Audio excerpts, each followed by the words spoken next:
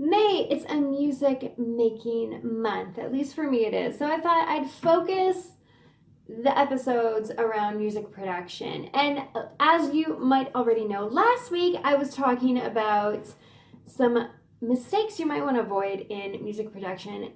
This week I want to talk about some creative tools that you can use to make those music making sessions more creative and efficient.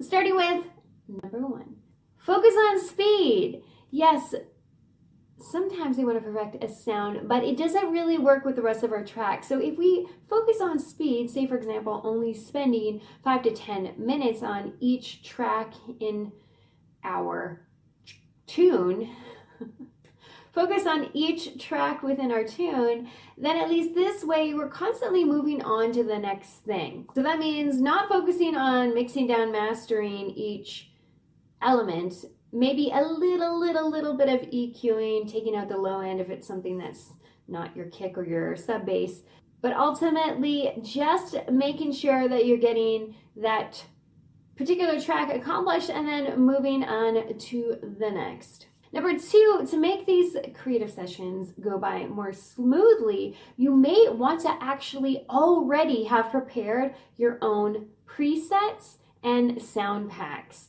So whether that means you are purchasing loops and samples, manipulating them, making them your own, and then creating those sound packs so that when you get into your music production sessions, you're not focusing on doing that. You're just focusing on figuring out what sounds are going together, what direction you might want to go for in this particular track.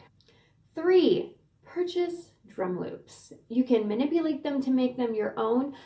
The reason that I find this really helpful in my music making sessions is that maybe I'm starting off with other elements, not the drums, right? I'm just starting off with my melody, my synth, other instruments, sound effects, and then I want to bring in my drum. And so I'm trying to find a drum that works good for this particular track. Maybe it's tops, maybe it's hi-hats, maybe it's my kick drum, maybe it's a snare, but I don't really like snares very much, so I don't tend to put them in my tracks. What I can do is, if I've already purchased drum loops, I don't have to reinvent the wheel. I mean, I can manipulate what pattern I've got going on, and I can make my own drums and have those drum loops all ready to go. But if I take like 5 or 6 drum loops, toss them in my project, and then start listening to like a 16 bar loop and figure out which drum sounds best, then from there I can take that drum, cut it up, put it, stagger it however I want to do it. But at least that way I'm not going through this huge sound bank of drums trying to figure out which one works, when I can just drag and drop and listen to them and find out what tone is going to work best for my project.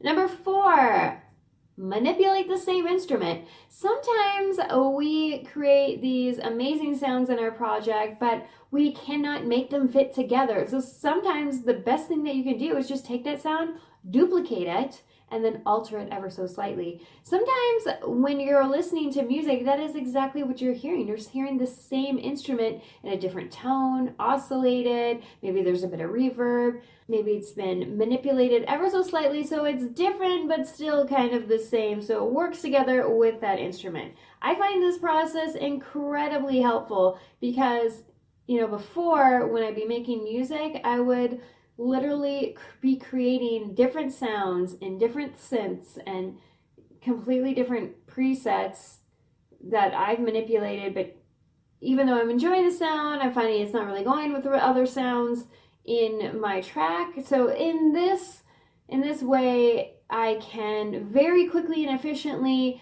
make sounds that complement one another. I hope you guys found this episode helpful. It's a little interesting trying to explain music production sessions without actually seeing what the person is doing. So maybe that's what I gotta do next. Maybe in the next episode or a future episode, I should just show you my musical process and what I can accomplish in an hour by taking some of these little tricks and tips to be as efficient as possible with my time. Maybe you guys will find that one helpful. Let me know in the comments below if you have any tips and tricks that you yourself use to have more efficient sessions, and or if you have any questions.